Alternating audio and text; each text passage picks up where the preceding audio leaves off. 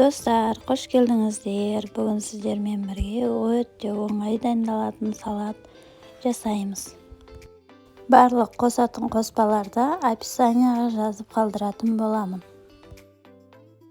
Капустамызды үлкенірек төртбұрыштай етіп турап аламыз.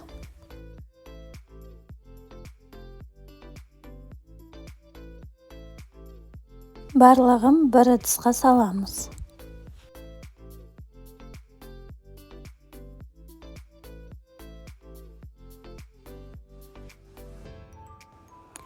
Достар, видео сіздерге ұнаса лайк басып, тіркеліп, қоңырау батырмасын басып қойыңыздар. Алдағы уақытта түрлі рецептермен бөлісетін боламын.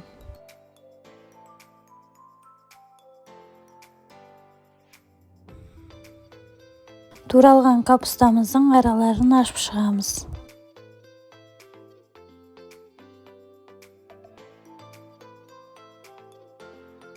Бір ас қасық тұзымызды салып араластырамыз.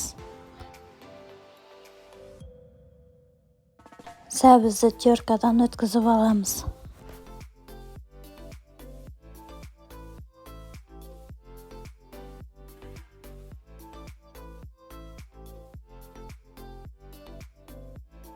Араластырып, 1 сағатқа қойып қоямыз.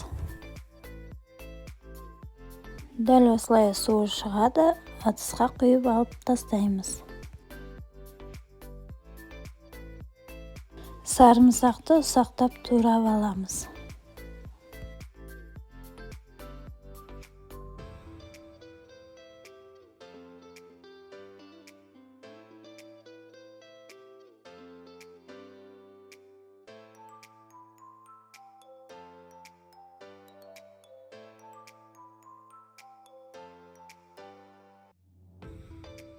Ыдысымызға салып, қант, паприка,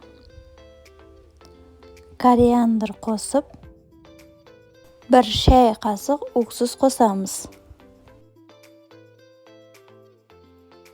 Сумайды қыздырып, үстіне құйып шығамыз. Жақсылап араластырамыз.